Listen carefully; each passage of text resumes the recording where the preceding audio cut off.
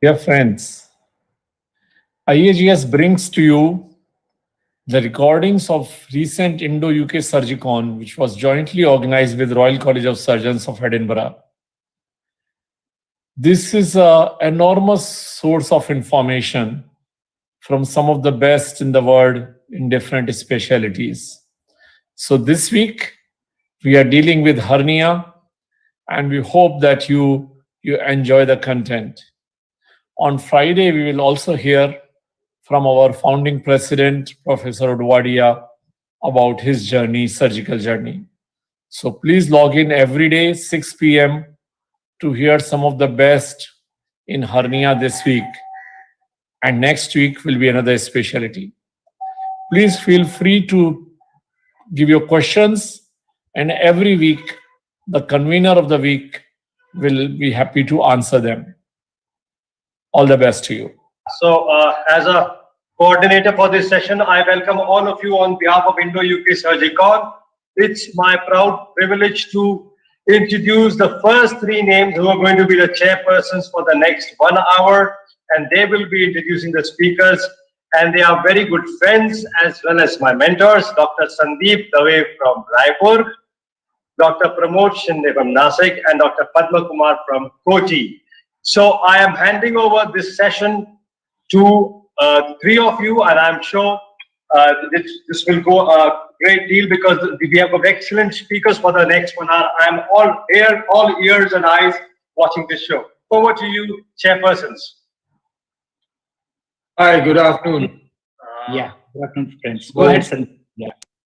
So I'll invite first of all my best friend Dr. Ramesh Agrawala from Kolkata, who is chairman as well as the director of Fortis Hair Care in Kolkata, and he'll be talking on avoiding injuries in minimal access hernia surgeries. Over to you, Ramesh. Thank you very much, Sandeep. Can I share my slides? Share my screen? Yes, sir. Please, yes, sir.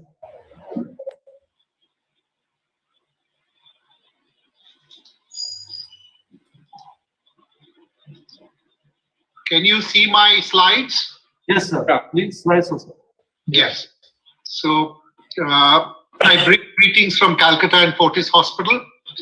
Thank you very much, respected chairpersons, fellow delegates. I would like to thank the Indo-UK organizing team for giving me this privilege to talk about avoiding injuries in hernia surgeries.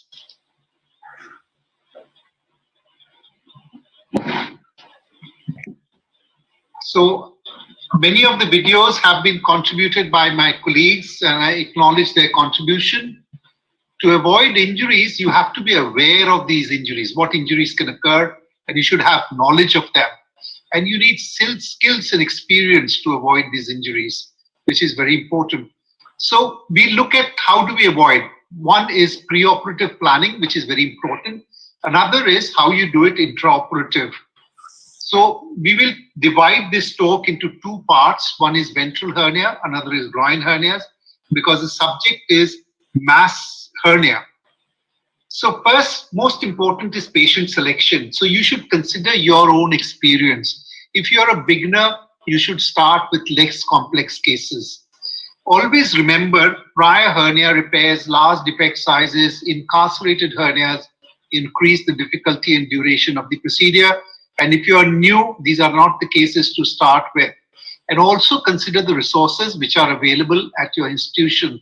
So this preoperative homework has to be done very well. Now, access, 50% of the complications of laparoscopic surgery happen at the end of the axis. So the initial abdominal axis in ventral hernia should be as far away from the defect and prior laparotomy incisions as possible.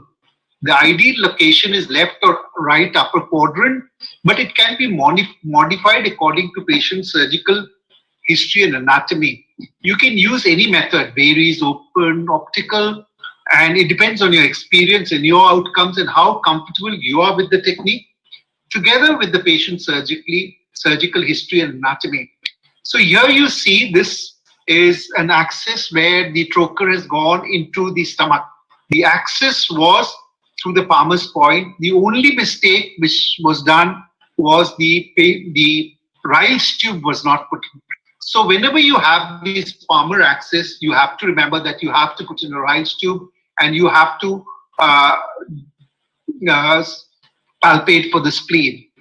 Now, this is OptiView. So few of us believe that if you have OptiView, then you will not have injuries. But here you see OptiView also can cause injuries. So it is not the method, but it's also your that day in, but you have to do you have to choose a method which you are very, very comfortable with.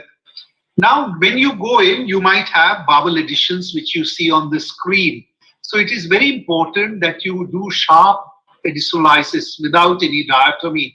Avoid uses of energy sources, and you should dissect above the peritoneum of the sheath.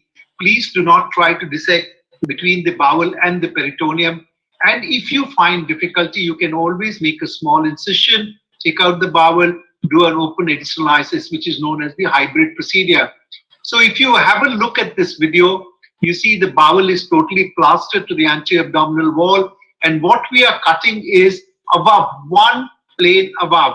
So you're not trying to get a plane between the bowel and the peritoneum, but you are taking a part of the sheath, which is very important, and you are doing with sharp scissors. You are not using any diathermy sources. So this is very, very important. And when we do ventral hernia surgery, all of us are going to come for bowel additions. After you've done that, you should always check whether it is all right. Now, in this video, you can see the surgeon is not going in that exact plane. He's trying to dissect between the bowel and the peritoneum, and there is an introtomy. So if you have an introtomy, always close the introtomy before proceeding forwards. If you can do it laparoscopically, you do it laparoscopically. If you cannot do it laparoscopically, you should do a small laparotomy and continue. Now, you might have irreducible obstructed hernias. So if you want to carry on laparoscopically, the first thing is increase the hernial opening. And when you give traction, it should be very gentle, because if you are dealing with bowel, the bowel walls are edematous and you might cause iatrogenic injury. And you should ask your assistant, or you yourself can give some external pressure. And again, if you are in doubt, you can always make a small incision, take out the bowel, reduce, and then close the gap and carry on with your laparoscopic repair, which again is a hybrid procedure. So here you can see that you have to be very gentle again, because the bowel is very near. You are using scissors, and here you have to be very, very gentle. You can see the bowel is dilated, edematous, and you have to be very, very gentle to bring down this bowel. But if you do not do that, so here you see the surgeon, in spite of increasing the incision, he was in a bit of hurry and he put a lot of pressure. So when you put a lot of pressure and when you don't want to convert, then this is what happens is you can see there is an iatrogenic perforation. So we don't want something like this. Now, what happens that whenever we are tacking, sometimes we have bleeding. So you should be aware of the anatomy of the abdominal wall blood vessels, and you can transilluminate to see the vessels before tacking. So you can see, you can sort of put the OT lights off, and you have your telescope light, and you can map the vessels on a distended abdomen.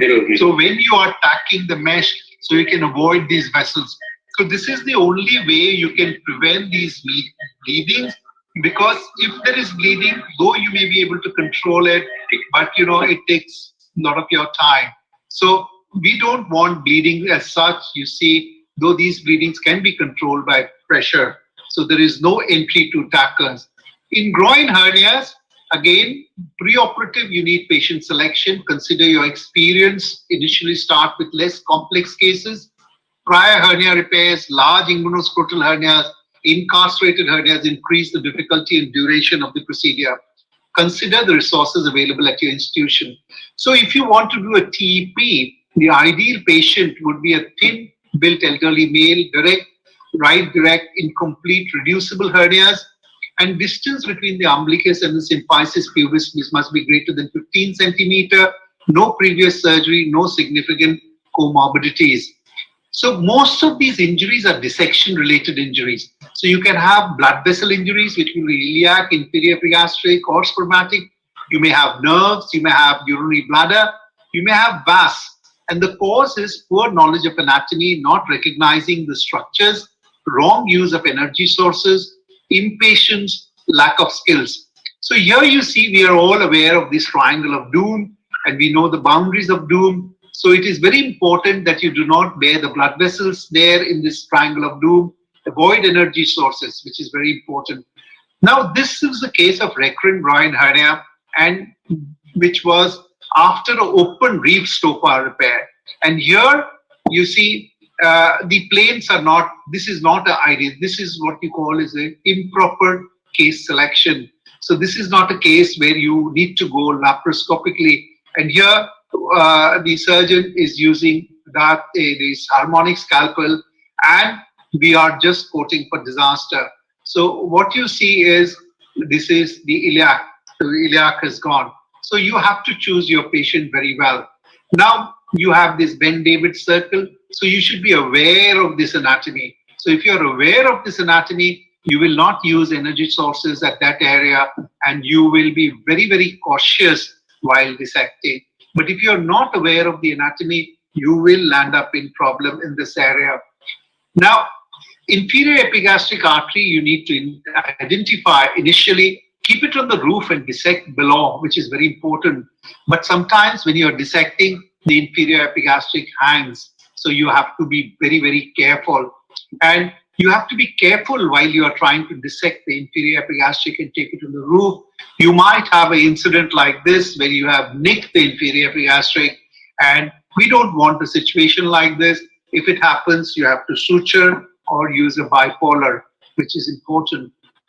Now, you can see this is the right inguinal nerve. You can see the nerves. We know the triangle of pain, which is there, where you have this lateral cutaneous nerve of the thigh, and the other nerves are there. So it is very, very important that when you do lateral dissection, do not try to demonstrate the nerves below the iliopubic tract. Do not remove the fatty tissue over the nerves. No energy sources in that area, which is very important. And when you are fixing the mesh, you should see that there is no fixation of the mesh below the iliopubic tract. In the picture, you can see there is a tacker which is given below the iliopubic tract. Now, it is very important as to be safe, you have to have the knowledge of anatomy. So the medial umbilical ligament, we know that you should never go medial to the medial umbilical ligament or you are going to quote disaster.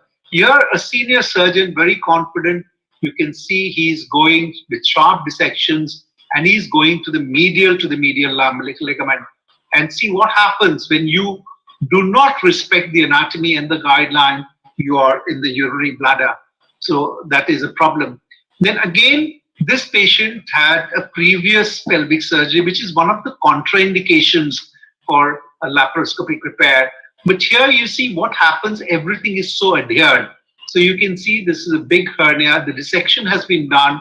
And here, you know, this is the medial dissection you're trying to do, and you're doing it, you're not using any energy sources or any sharp dissection. You're just using a gauge piece. And you see, in spite of this, because it was adhered, the bladder is given away. So anything can happen. You see, this is a bladder injury which has happened, and you can see the bulb of the Foley's catheter inside. So this can happen. The vas, you should, no touch technique, try not to handle the vas. If you have to have gentle correct dissection and preserve the spermatic fascia, which is very important.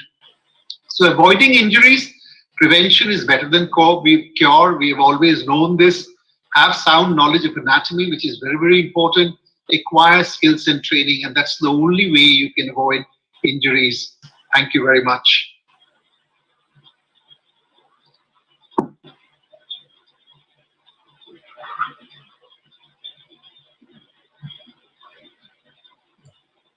Hello. Yeah. Thank you, Ramesh.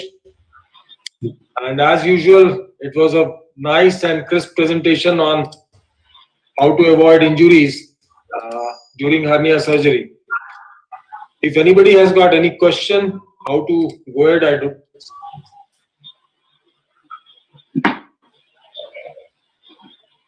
Hello? Hello? Yes. In the chat box, there are no questions there. So I think nobody's come back from lunch. I'm the opening batsman. People must be having lunch, I think. So Maybe. that is the problem of being the opening batsman. And I timed my presentation, so that I finish it right at 12. You have done that. So Maybe I could ask you a question as yes, to you can ask, yes. Yeah. how much does the learning curve affect the injuries in an MAS hernia repair? Do you think that injuries are more common during the learning curve, or they are in fact when the surgeon becomes very accomplished and becomes a little more bored? Yes, see, it is all about your attitude. So what happens when you become very complacent, then you're in for trouble. So that is the whole problem. So we have seen people when they become very complacent and they're very accomplished, they do more injuries and more grievous injuries. So during the learning period, definitely you are going to have injuries, but they also happen once you're accomplished. So one has to be very humble and grounded, which is very important. And that is the only way you can avoid injuries. And you keep on learning, because every day you keep on learning. So you pick up tricks, and this trans-elimination trick was picked up by me in one of the webinars. And so, you keep up learning things, and you should have that hunger to learn. And you can never say that I know enough. So that's the only way I think is to avoid. But in spite of that, you're going to have, but your incidence of injuries will be less. And I personally feel that sticking to the anatomy and sticking to the rules and basics of the surgery is also very, very important while you're performing hernia surgery, especially inguinal, because it's a new area for a learner, beginner. So I think there has to be a lot of hand-holding there. Yeah. We can move to the next, Pramod. Yes. Let's move on to the next speaker. Okay, thank you. Dr. Padma Kumar is there. I think you can introduce the branch. Yes. So if Dr. Padma Kumar is not there, it will be my great honor and pleasure to introduce a close friend of mine, one of the towering personalities of minimal access surgery and IAGES, Dr. Deepraj Bhandarkar, who's a consultant minimal access and robotic surgeon at the PDG Hinduja Hospital in Mumbai. And we know that he has led many movements in IAGS, and especially notably the journal that we all have been very proud of, the JMAS. And he has also conducted a very unique conference on SILS. And I would invite Dr. Deepraj Bhandarkar for his next talk on reducing surgical site occurrences in MAS hernia surgery.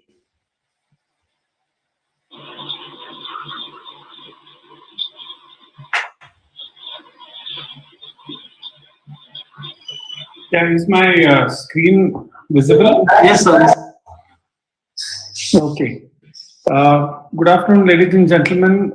Thank you, Pramod, for that kind introduction. And I will be restricting my talk to reducing surgical site occurrences in MAS in ventral hernia surgery. But several of the principles that apply to ventral hernia surgery are also applicable in the inguinal hernia field.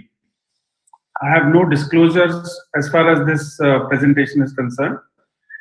And the agenda that we're going to cover is, first of all, look at the definition of surgical site occurrences, talk a little bit about SSO in the context of MAS ventral hernia surgery.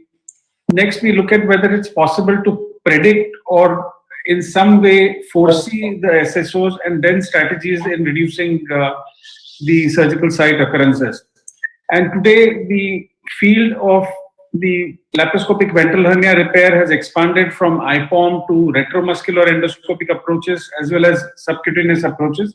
But most of the presentation here again will be focused on the IPOM technique, because there's not too much data in terms of any of these in the retromuscular or subcutaneous approaches, particularly when it comes to reducing the SSO. So the surgical site occurrence was a term coined by the ventral hernia working group about 10 years ago, and it encompasses all the events or the wound events that can happen in the post-operative period. This has been studied extensively in the context of the open ventral hernia repair. There are hardly any data worth mentioning when it comes to the minimal access surgery part of it. So on the one hand, you have the infection, which could be cellulitis or the surgical site infection, which gets divided into the superficial, deep, and the organ space infection. And at the other end of the spectrum, you have the sterile fluid collection and enterocutaneous fistulas. There have been several studies and reports which say that the minimal access surgery ventral hernia repair and also the inguinal hernia repair by and large reduces the incidence of the surgical site occurrences. So that's a known fact.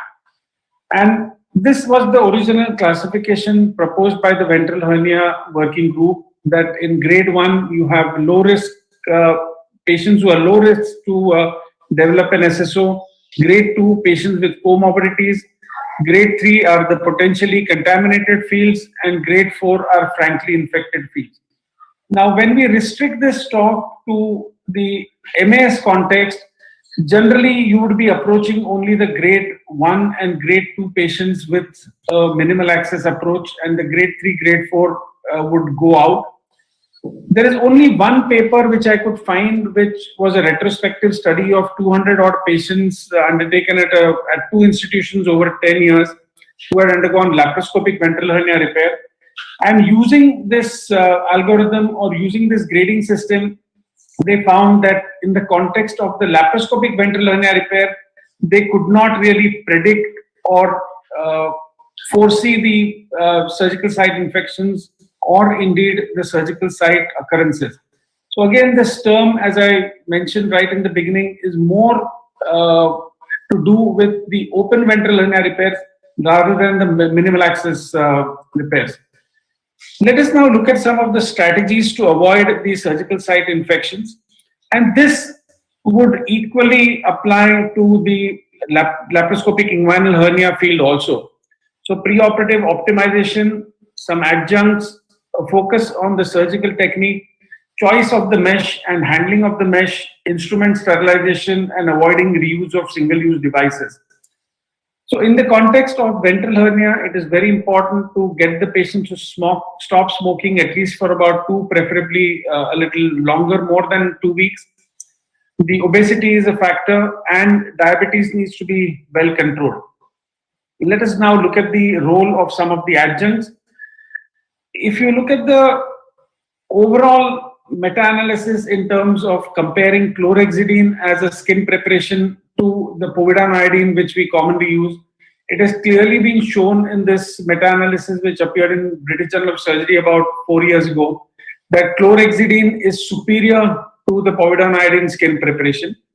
However, Professor Michael Rosen's group presented and put forward this paper which suggested that in the context of open ventral hernia, the chlorhexidine may be slightly inferior, and that may in fact increase the risk of surgical site infections. There are no data available as far as minimal access ventral hernia surgery is concerned, but it is safe to say that using chlorhexidine and alcohol-based skin prep is probably the optimal way of doing it.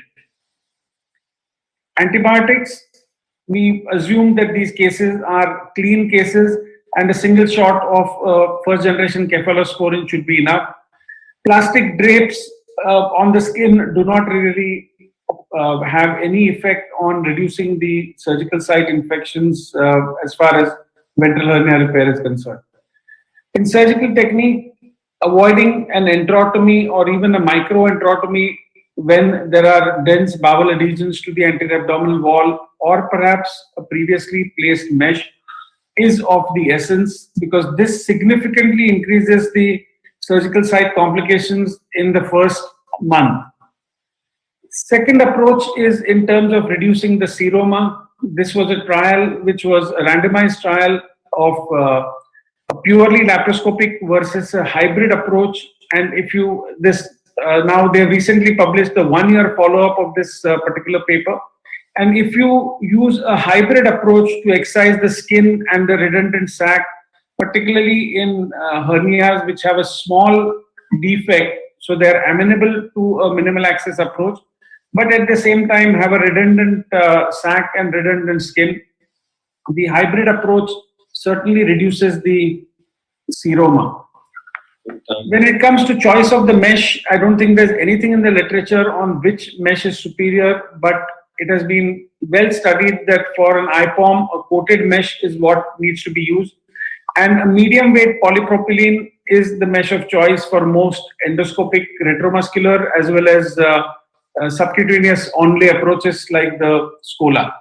And if there is any risk of contamination in terms of either an accidental enterotomy during the surgery, or when one is performing an emergency surgery for a ventral hernia or an inguinal hernia, it's best to avoid using the mesh as far as possible.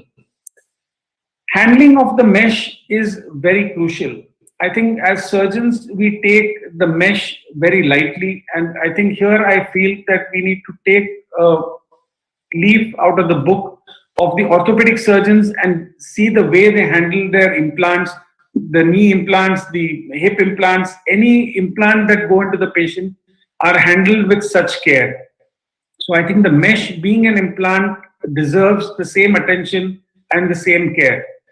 So principles such as changing the gloves before handling the mesh, taking the mesh on the trolley as late as possible just prior to it being used, placing a sterile tray while taking corner sutures or while soaking it in saline. Some of the composite meshes, they need to be hydrated in saline. Inserting the mesh through a port without any contact with the skin, and retrieving the corner sutures by an inside-out method with the help of a suture passer rather than the outside-in method where you could be driving the skin bacteria across the mesh. So these are the basic principles, tenets of handling a mesh in ventral hernia surgery. And these are also valid for the inguinal hernia. The one thing that should never ever be done is to use the mesh, place the mesh on the skin and use it as a template for marking the points of retrieval of the corner sutures. Needless to say that sterilization is very important and crucial as far as all minimal access surgery goes, but particularly so when it comes to hernia surgery. And all hand instruments should be either autoclaved, sterilized by an ETO, or should be sterilized using a Sterat. This was a paper which was published long time ago on the reuse of reprocessing of single-use devices, and it clearly shows that you cannot clean the instruments adequately. So the instruments were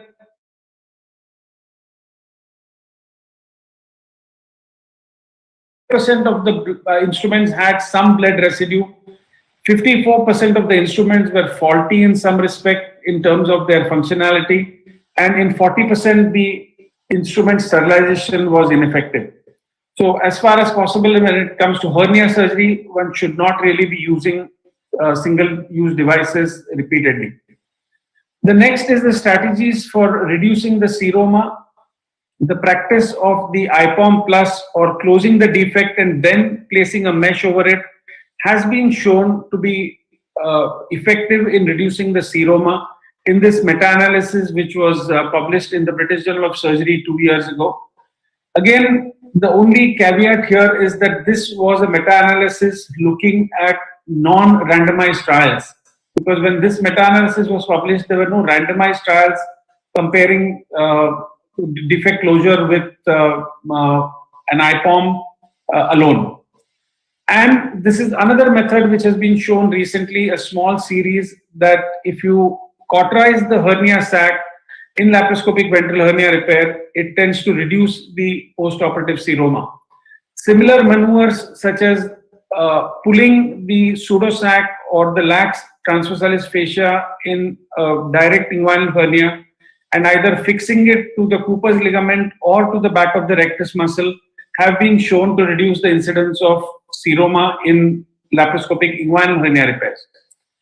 So to conclude, it is in the context of ventral hernia, it's important to use some form of risk stratification preoperatively, optimize the patient's comorbidities, use a meticulous technique and avoid enterotomies at all costs.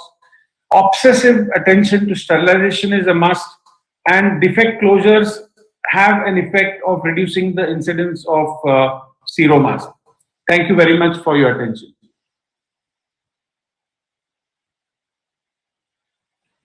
Thank you, Deepraj, for a wonderful talk as usual.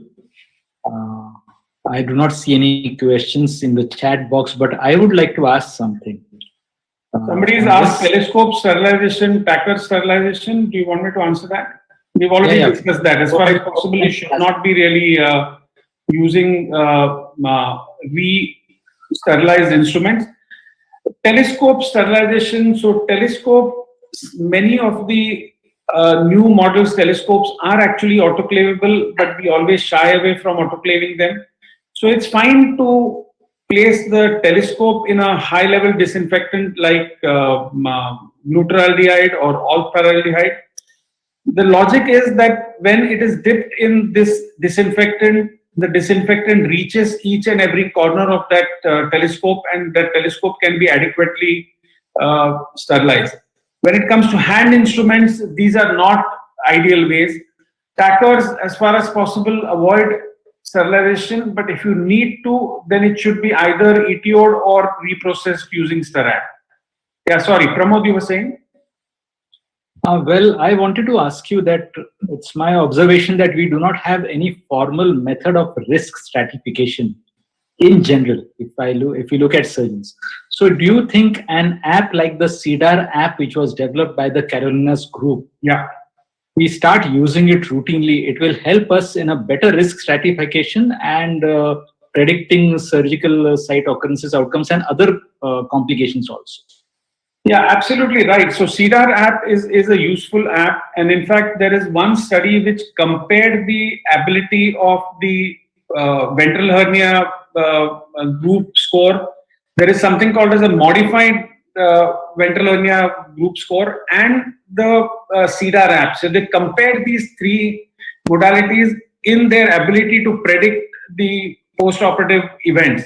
And they found that the modified ventral hernia group score was the one which stood out because that predicted the post-operative events better than the CDAR or the ventral hernia group score. So yes, but we need to, particularly in the context of open ventral hernias, I'm not too sure it makes that much of a difference when it comes to the minimal access ventral hernia.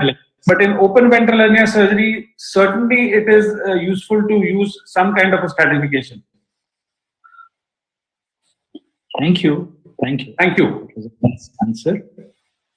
So, Dr. Daveji, you have any questions? It's a great pleasure to introduce the next speaker. Okay. Fair enough. Fair enough. I think Dr. Anubhav Vindal is our next speaker. So, if all of us agree, he could speak to us on his next topic of hernia, hybrid hernia repair. And Dr. Anubhav Vindal is presently the Professor of Surgery and Co-Chairman of Division of Minimal Access Surgery at the very renowned and famous Maulana Azad Medical College, New Delhi. And he's been one of the leaders in this hernia repair surgeries, in ventral hernias and in minimal access surgeries. He looks young, but he's pretty mature in his wide variety of experiences in many other minimal access surgeries, and especially the ventral hernia surgeries. So over to you, Dr. Anubhav Vindal. go straight to the last presentation. Thank you, sir. Thank you for that very kind invitation. I'm just waiting for my slides to come up. Yes, they are on. We can see them. Everyone. Yeah. I would like to thank IAGS for giving me the opportunity to present at this very unique meeting. I bring you greetings from Maulana Azad Medical College, New Delhi. I'll be talking on hybrid repair for ventral and incisional hernia. We all know that incisional hernias are fairly common after laparotomy, with a reported incidence between 2 to 40%. Numerous methods of repairs have been described in literature. However, there has been no gold standard repair described till now. The types of repairs for incisional hernias can broadly be classified as open techniques and laparoscopic techniques. Each of these techniques have their own advantages and disadvantages. Open repairs have their advantages in the form that they are easy to learn. They allow safe dissection and adhesiolysis. The mesh can be placed in several planes as an onlay, inlay, and sublay. There are less chance of adhesions between the mesh and the viscera as the mesh is away from the peritoneal cavity. In case there is a previous ugly scar, it can be excised, offering better cosmesis in the postoperative period to the patient, and overall open repairs are less costly compared to the laparoscopic repairs. However, these repairs also have their disadvantages in the form of higher rates of postoperative complications, higher rates of mesh-related reoperations, bigger incisions, more postoperative pain, and a longer convalescence and hospital stay. The laparoscopic repairs have the advantages in the form of minimal contact of the mesh with the patient's skin and therefore lesser chances of mesh-related infections, reduced postoperative ileus, less postoperative pain, and therefore a faster recovery. However, the laparoscopic repairs also have their own set of disadvantages. They are technically demanding. They have a higher chance of intraoperative complications. They may leave remnant scars, especially in previous laparotomy cases, and therefore the postoperative cosmetic results and patient satisfaction is lower compared to open repairs. And overall, laparoscopic repairs are costlier compared to the open counterparts. The hybrid repairs were devised with a view to combine the advantages of the open and laparoscopic techniques so that the patient can get advantage of each of these two. They offer safe dissection and adhesiolysis under direct vision like open repairs. The mesh is placed inside the peritoneum like in laparoscopic repair. There is minimal tissue dissection and therefore less chance of postoperative infection like laparoscopic repairs. Large defects are also amenable to repair like in open repairs. Scars can be excised, therefore offering better cosmesis and improved patient satisfaction like in open repair. There are two approaches described for hybrid repair of incisional and ventral hernias. The first approach is when the first part of the first component of the approach is laparoscopic approach, followed by opening of the sac, adhesiolysis, followed by laparoscopic mesh fixation. And the second approach is an initial open approach and adhesiolysis, followed by laparoscopic assisted mesh fixation. There have been numerous papers published in literature reporting a hybrid ventral hernia repair. This paper, published in 2009 from Greece, reported on 6 patients with a facial defect between 116 to 190 centimeters square. The authors reported follow-up of 12 months where all the patients were asymptomatic with no incidence of recurrence. They concluded that this technique is safe in recurrent, complicated, or difficult incisional hernias. This paper, published from USA, reported on 7 patients operated at a single center and concluded that hybrid repair is an alternative approach to difficult ventral hernias that may require conversion to open, adhesiolysis, or mesh explantation. This paper, published from Turkey in 2015, reported on 28 patients over a period of 6 years who were divided into 2 groups, 12 undergoing laparoscopic repairs and 16 undergoing hybrid repairs. On comparing the complications in the 2 groups, there was no significant difference found, and the only recurrence that was seen was in laparoscopic group. The authors therefore concluded that this approach is to be preferred in giant incisional hernias, where laparoscopic approach would not be convenient or feasible. This paper, published in 2015, reported on patients operated between 2012 and 2015 in Poland, 15 patients in all, with 32 months of follow-up, and the authors concluded that this technique is optimal and a safe solution for recurrent, complicated, large incisional and ventral hernias. This large series from Finland, published in 2018, reported on patients divided into two groups, 38 of whom were operated through the laparoscopic route and 24 by the hybrid route. The authors concluded that hybrid approach is associated with a lower risk of undetected entrotmy in patients with complex adhesions, and it should be considered the operative method of choice when adhesions are foreseeable. Another paper published in 2017 from Germany reported on 7 patients with a median hernia size of 8 cm. The authors concluded that technique is simple, time-saving, and safe, and that it allows substantial reduction in post-operative pain compared to the open approach. This paper, published from Russia, reported on 18 patients with a follow-up ranging from 3 to 103 months, and the authors found that hybrid repair is safe and effective procedure. However, they were of the opinion that further studies are necessary to assess the cost effectiveness of this procedure. The largest study published till date on hybrid repair was from Finland, published in 2019, reporting 193 patients divided into two groups of laparoscopic ventral hernia repair and hybrid ventral hernia repair. The authors reported their results at the end of 1 year of follow-up and reported that hybrid method eliminates bulging and decreases the seroma size and keeps the potential infection risk low, thereby offering the same advantages of laparoscopic repair to these patients despite having complicated hernias.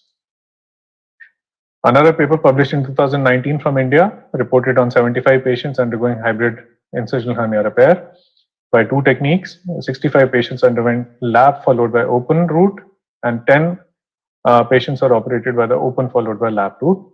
The authors concluded at the end of 24 months of follow-up that the hybrid technique helps in safe reduction of hernia contents, offering safe adhesiolysis, decreasing defect size compared to the open repair, and avoiding dissection of large flaps and placing a laparoscopic mesh.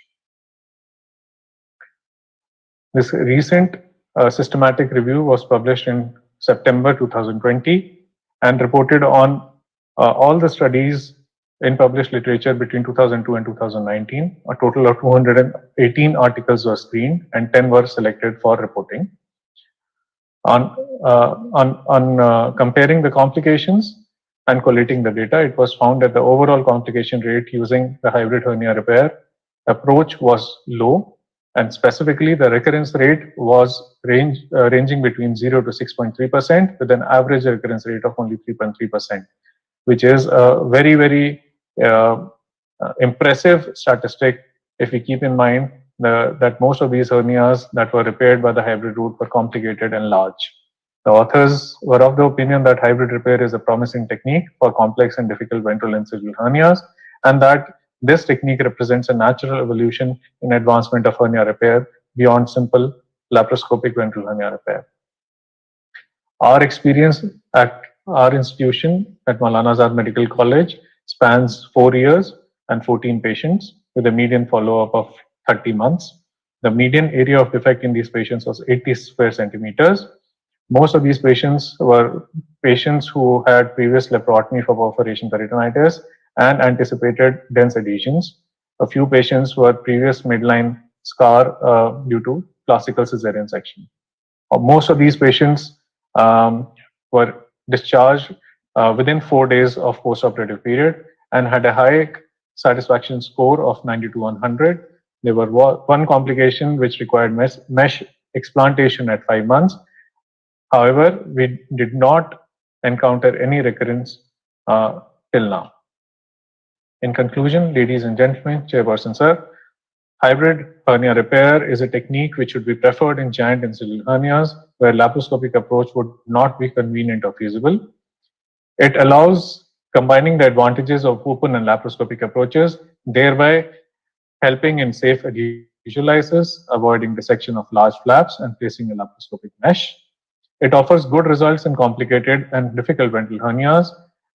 Large studies and longer follow-up is required to generate further data on this promising technique. Thank you very much. Thank you, Dr. Anubhav. It was a very well studied talk, and definitely it has put forth some very time tested principles and backed by a lot of data in your talk. So, looking at the time constraints, I think we can move on to our speaker, Dr. Ramana, who I believe that he is ready with his presentation. So, with permission of all our panelists, Dr. Dave, Dr. Ramana, could you take over? Yeah, I'm really sorry. I hope you can see my screen and let me know if the slides are moving. Yes, they are. Yes. Very well. Thank you. So recurrence is grossly underestimated. This is something which all hernia experts would agree today. Now, the question is, why do these hernias tend to recur? Now, the understanding of this subject has to start with the subject of mesh tissue integration, or MTI. And if you look at this CT, you can see that the forces of the intra-abdominal pressure are pushing outward against the defect, and resultant is that the mesh gets torn out from its interface with the fascia. Now, this leads progressively to bigger and bigger hernias. Now, this is another example of the forces acting on the mesh at its interface with the rectus abdominis here. You can see that. And that leads to a disruption. So this is something that happens at a single point where the strain on the mesh and the tissue interface is the maximum. And that starts expanding. Now, IPOMs are the commonest MAS ventral hernia surgeries. Now, the common errors, we don't really need to belabor these points, is bad choice of patients, then the technical flaws like you don't remove the fat or you don't fix it well enough or use a smaller mesh. And these are things which all of us know. And one of the important things is the mesh being a little off center, so one side gets covered less. But the important thing is, can we have a strategy to reduce the recurrences after MVHR? Can we predict these recurrences? So you would see that patients who have had bowel injuries or complications, patients who have previous recurrences, obese patients, bridge repairs, all these patients are liable to get recurrences. So the question then is, can we predict infectious complications? Now, we have those patients who are obviously liable for infection, and that is another important consideration. Now, the question then is, can we identify for a given patient the best minimal access ventral hernia procedure? If then we would be able to control the outcomes. The outcomes depend on three factors. The first and potentially most important factor is the surgeon, then the patient, and thirdly, the hernia. Now, there's data to suggest that the surgeon is an important etiologic factor. The fact that the patient factors lead to complications is well described today in over hundreds of thousands of patients. And there is data which says that the width of the hernia and contamination are the most telling factors impacting recurrence in ventral hernias. Now, the outcomes also depend on a fourth factor, which is the mesh. And this, the HerniaMed studies have shown us. I'll give you a couple of examples. This is a mesh which was good at the time of implantation, but over the years it has started becoming delaminated. This is a mesh which was implanted somewhere and now has found its way into the bladder. And this is a mesh which was implanted well, but the surgeon missed a bowel injury and it led to a disaster and a huge complex hernia. So these are just some examples. And my belief is that most IPOM recurrences can be prevented by 5 measures. The number one is you choose the right patient. And this is a list of those patients you should avoid, like obvious ones: loss of domain, intracutaneous fistulas, the defect is located close to a bony orifice or a stoma, a defect which is bigger than 10 centimeters, so on and so forth. The second thing is you must close all the defects. Now, this is especially so in incisional hernia.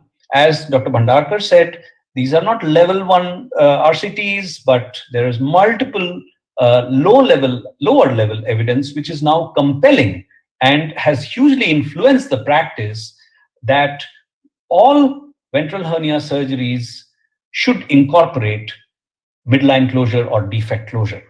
Okay, these are some of the studies which have shown that data. The third point is use a very wide mesh. Now, why? Now, I show you this image from a computer representation of CT. The central area of the mesh is here. And on this side, you can see the area of instability, which is far wider than the area of the mesh. So what happens is the strain on the mesh tissue interface at the edges would be so much that they would give way at some point. So a bigger mesh, a wider mesh is very, very important in order to offset these strain forces.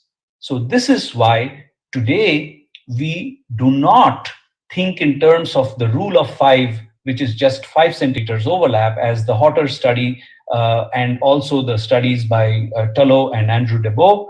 They have shown us that the 5 centimeter overlap leads to a significant amount of recurrence, and the defect diameter and the mesh diameter, the mesh should be at least 4 times that. And if you have a large defect, it may be even more. Now, the fourth point is fixation. Now, all of us know that you must fix an intraperitoneal mesh. Now, a very recent study published in March by Christian Holansky is that it is an intensive IPOM plus. So it is more than IPOM. They use 2.5 to 4 times the number of tacks that one would ordinarily use. So using these tacks every 2 centimeters in all directions, not just along the edge, not just along the defect edges, but also along the entire surface of the mesh. So the mesh to tack ratio has to be less than 4:1. If it is more than 5:1, then the chances of recurrence is double.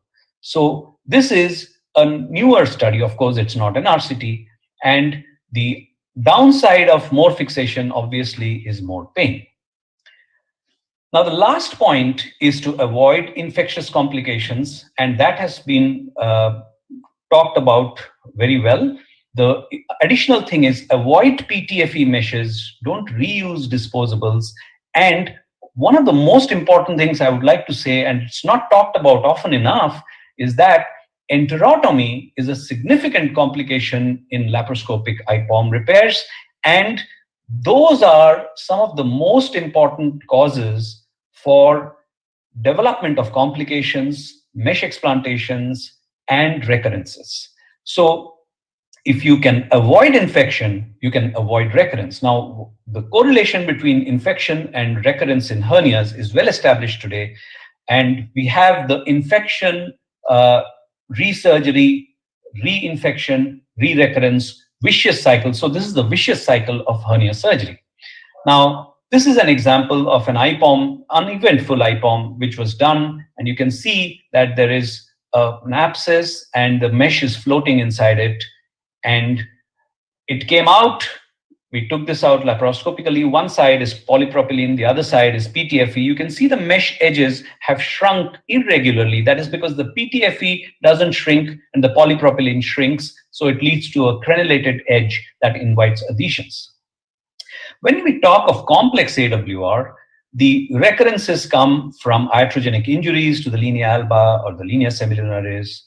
It also comes from sterility breaks, and those atypical mycobacterial infections in deep intermuscular spaces with a mesh are extremely troublesome, and these are going to be the bane of patients who are subjected to newer minimally invasive AWR procedures in centers where the port site infection rates are not close to 0. So this is a significant issue. And the other reason for a recurrence would be a missed hernia. Yes, I'm done. Yeah. So that is as far as the recurrences in complex AWR are concerned. Thank you very much. And I invite you to the NZOR conference on 7th November. Thank you, Ramana sir. And again, there are no questions in the chat box. So over to the organizers for Yeah, thank you very much. I think I must thank everybody for maintaining the time. It's been a privilege listening to all the speakers who did a great job.